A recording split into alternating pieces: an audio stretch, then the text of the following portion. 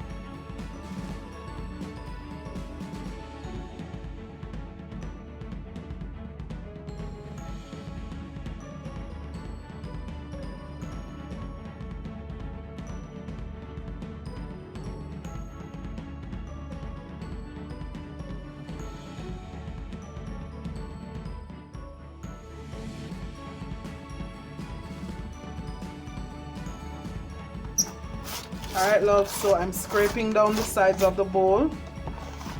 You always want to ensure that you're scraping it down because you want to ensure that everything is being fully incorporated. So this is the only part about baking is different from cooking, is that you have to ensure that you're doing it properly, or then your cake will come out with cracks on the top and all of those things. But even then, it really doesn't change the taste. So if you're not doing it professionally, who really cares? But just to show you the proper way, since you know I did learn to do it this way. But yeah, so we're going to be mixing this probably for a total of about 30 minutes, and I've gone about 20 so far, so we're just gonna finish up the next 10 minutes and then start adding the eggs. All right.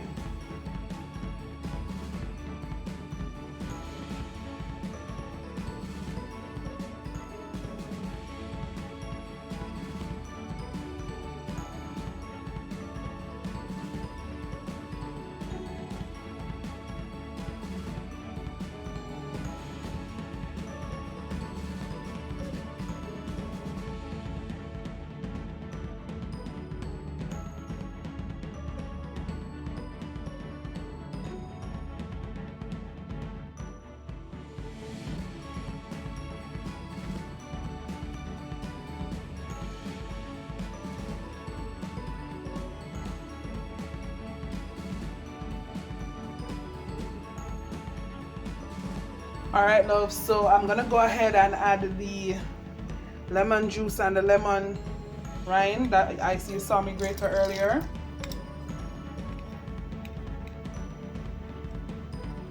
And I don't normally add it right now, but I'm going to add the cherry because sometimes I use a scissors and cut them, but because I process them, I want the mixer to distribute it evenly throughout the mixture. So I'm going to use the mixer right now to do that. So that's what our cherries look like after they have gone into the food processor.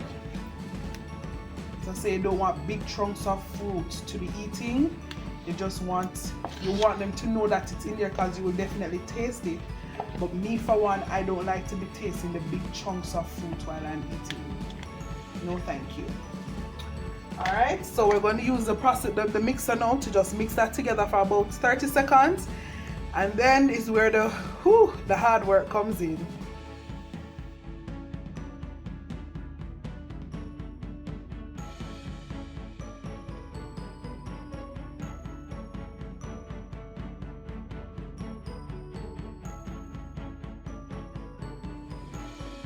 Right now love, so I've switched to a wooden spoon, a big wooden spoon, because to do the rest of this I prefer to do it by hand. But I'm telling you, this is a workout. It is not even funny. Like, your hands are going to be killing you, especially if you're doing a big batch like I am. See, you notice you can see the little flecks of cherries in it. That is what I love to see. I'm sorry, I hate when you see the big old stuff of fruits in it. Not for me at all.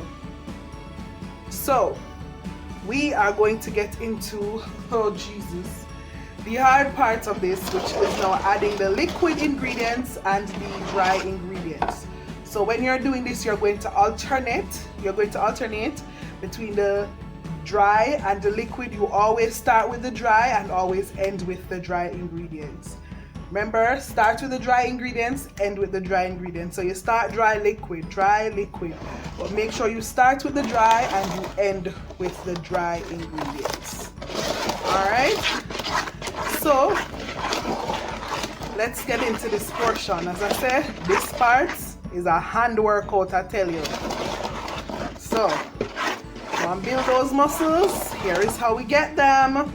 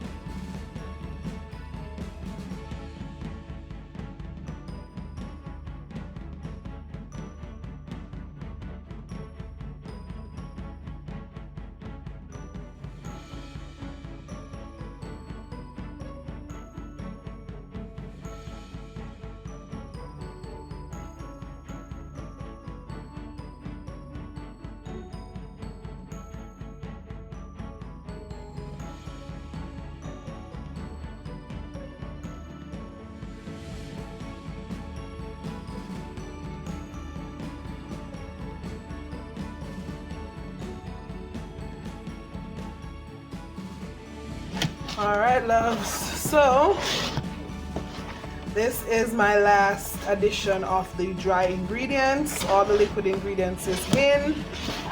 So I'm emptying the last bit of the dry. Remember, start with the dry, end with the dry. All right. So here we go. Whew. May I tell you guys, may I sweat because you have to be using your hand to mix it. As I said, if you want, you could use your mixer, but the amount that I'm doing, the mixer couldn't handle this. The whisks aren't deep enough or long enough.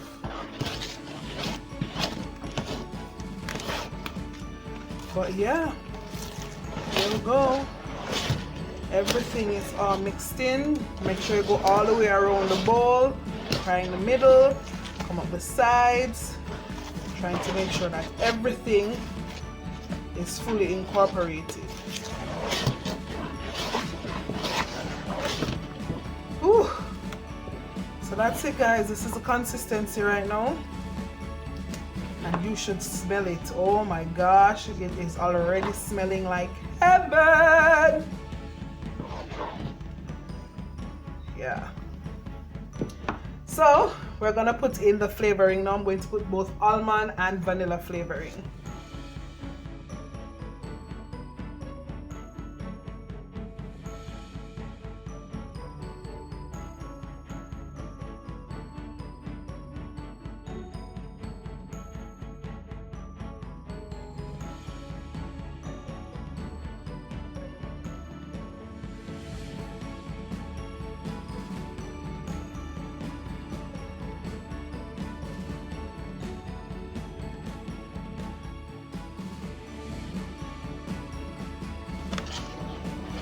Alright, so I'm adding my fruits now. And remember, I did the video of prepping the fruits. So I'm going to use that entire container that you saw me made. Alright, so here we go. It's rather big, but we're going to be using the entire container. Alright, so let's get it. Like, it is so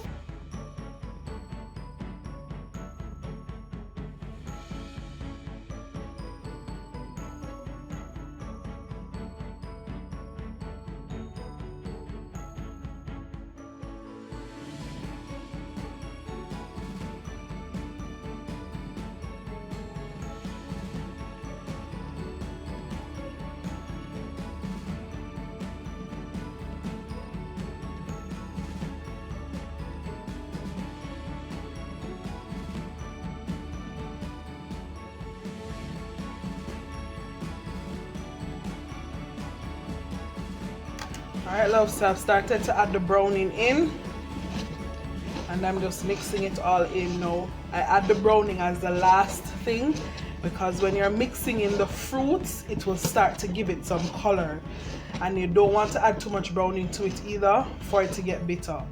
So I like it when it's dark but not too dark, where it is that the mixture starts to taste bitter. So I just add the browning a little at a time to ensure that we get the correct consistency.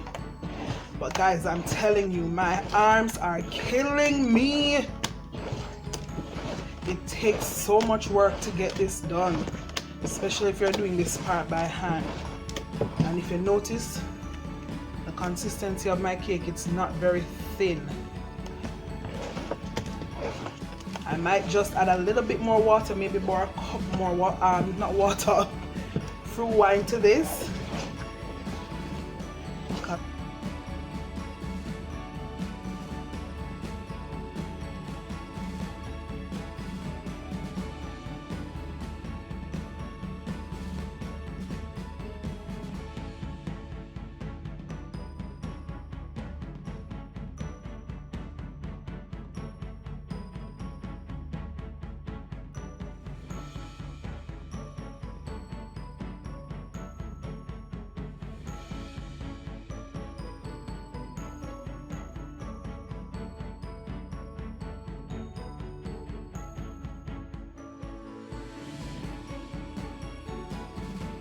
Alright love, so I'm now filling the pan. So I have a little, my measuring cup, it helps me to get it. You just scoop it up. And then you pour it into the container.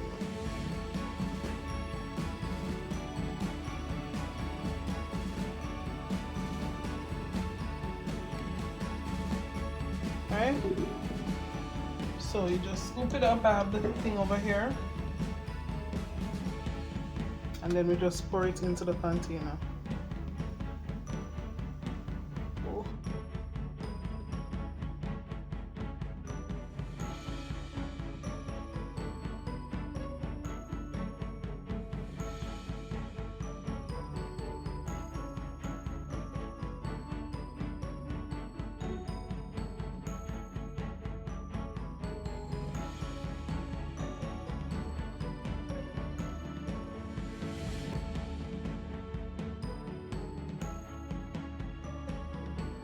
Alright, hey loves, so our cakes are all done, and to be honest, this is the next day because I finished baking so early in the morning. It was almost 2 o'clock.